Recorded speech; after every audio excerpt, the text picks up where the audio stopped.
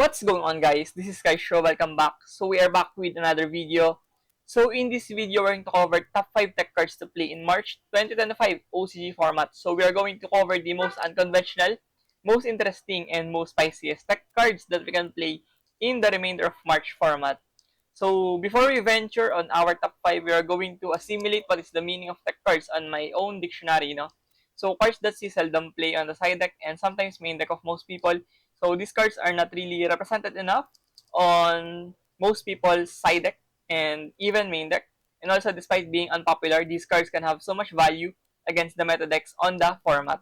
So even though these cards are really unpopular, they don't really see so much play, they tend to be very effective against the best decks or the meta decks in the format, and also often labeled as spice or cards that may surprise the current metagame. So they bring the surprise factor against the best decks. So moving on towards our top 5, we do have Ghost Reaper and Winter Cherries, no?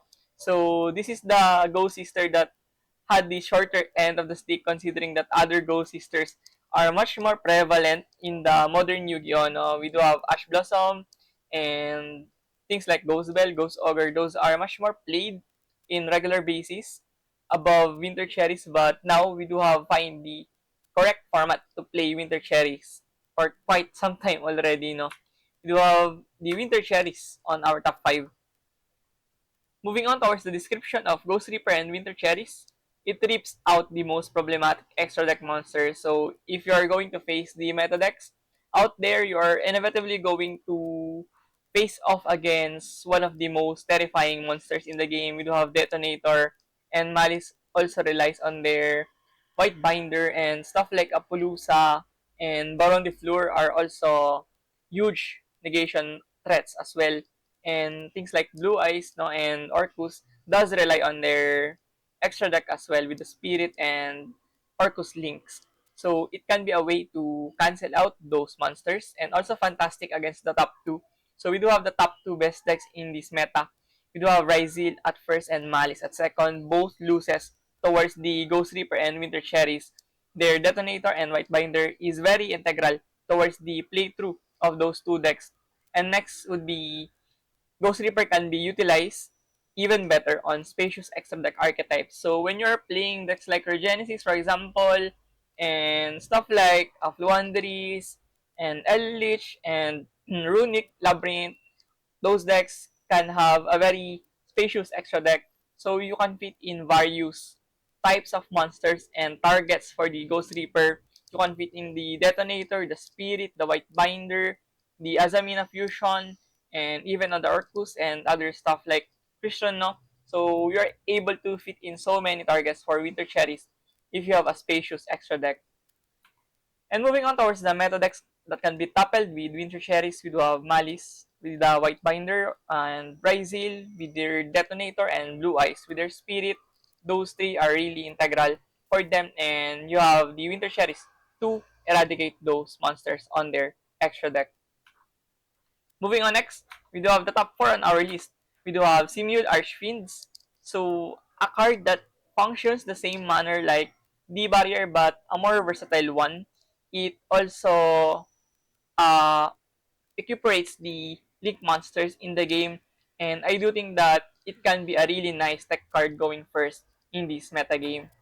And moving on towards the Simul Archfiends, it is a turn skipper against most meta decks. I mean, Malice can get really punished with Archfiends, and Ryzil as well being XYZ, and Blue Eyes can be rattled with it because they are synchro based, and even the upcoming best decks or the potential best decks like K9, Dragon Tail, and uh, the legs of the Yami, they are both synchro, XYZ, and fusion, so this could be a very good investment on those future archetypes, and also a much more dexterous D-Barrier. So the silver lining between D-Barrier was D-Barrier cannot answer the Link decks, where areas the Archfiends can also deal with Link monsters. So you have a fair, better matchup against Malice and other Link-based decks like Orcus. And also lets you have a breathing room to recover. So once you skip the turn of your opponent doesn't really have too much plays going on, and they tend to pass or just set their imperms, no, or called by cross out, you have a good breathing room to operate on your following turn and inevitably going to OTK your opponent with your board and also combos on the following turn. Moving on towards the decks that can be toppled with archfiends, we do have Ryzil being XYZ, Exceed deck, 10-5 Dragon, another deck that is really strong in this current metagame. You could answer the 10-5 matchup with Simul archfiends, limiting them from synchro summoning and malice, of course. The reason why you are playing archfiends is because you want to answer the link monsters as well from the malice archetype. And next, we do have the top 3 on our list. We do have Dinowrestler Pankratops, another card that is very, very, very underrated. I do feel like that Pankratops finally had their chance to show what the Dinowrestler is capable of in this metagame. And moving on towards the description of our top 3, we do have Pankratops as a card that has problematic spell trap floodgates.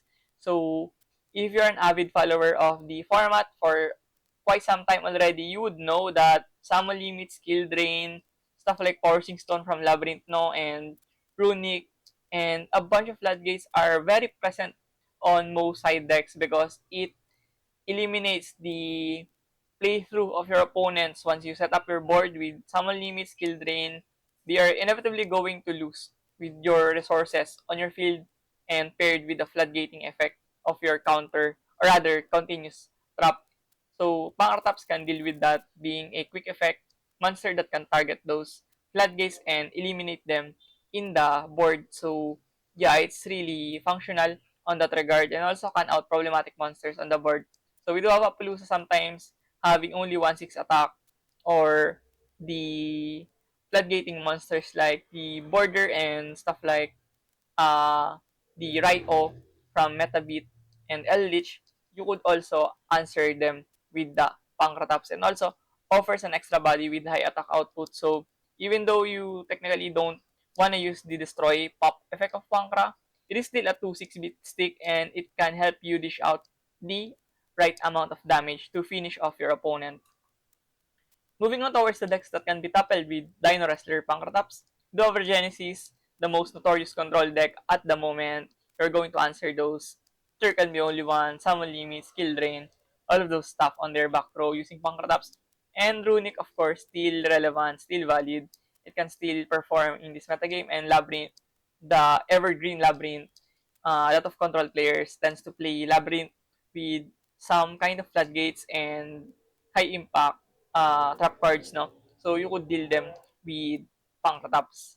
Deal with them with pankratops.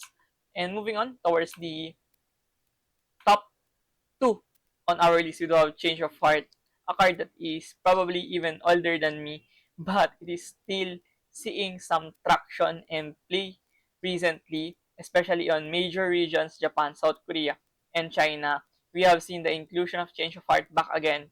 And even on the Southeast Asian big events, no, we have seen the Battle Nexus tournaments and the City Duel Indonesia tournaments, which some of the people have incorporated Change of Heart back again on their side deck. Probably a way to search this off with the trust, and is really searchable with that regard. So it's more faster and much more searchable with those type of search fathers like trust. And we do have the description of Change of Heart. So it is brilliant against Ryzil.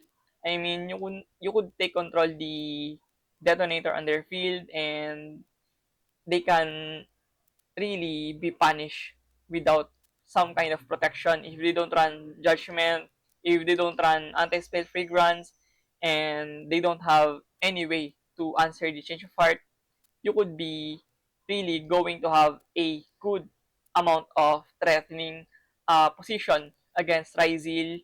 Would take control the detonator, and if they don't have the eclipse on the XYZ layers of their monsters, you could really punish them very bad with change of heart.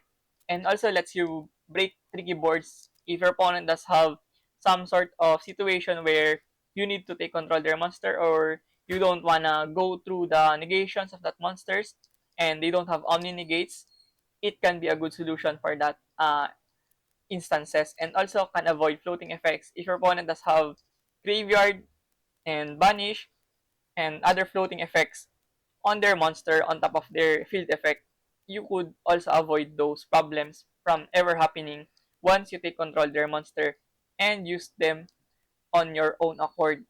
And moving on towards the meta decks that can be tackled with Change of Heart would be none other than Ryzeel. I mean, this is probably played or tailored towards answering the Ryzeel using Change of Heart. And moving on towards the top one on our list. This is not surprising for people who have been following my channel for a very long time and watches my videos of metagame reports. Top one would be Sales Ban, the most intriguing, the most spiciest, and the most unconventional way of board breaking and playing through safely on your turn would be none other than Sales Ban. If you know me, I have been vouching Sales Ban for about a year already.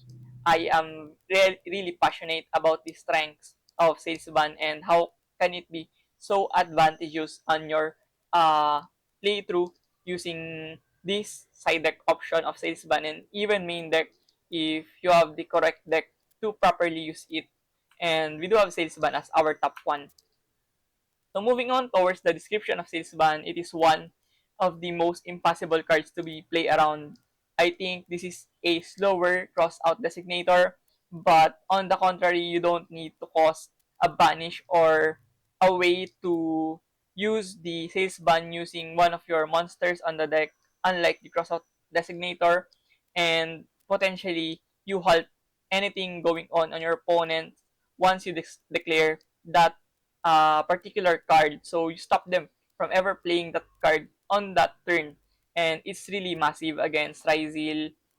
You can declare the detonator and they would be so doomed because they would only rely on the field spell and the thruster if that ever happens. And detonator is 80% of their interruptions to you. So with Sales Ban, you eliminate the most threatening monster, arguably, in this metagame.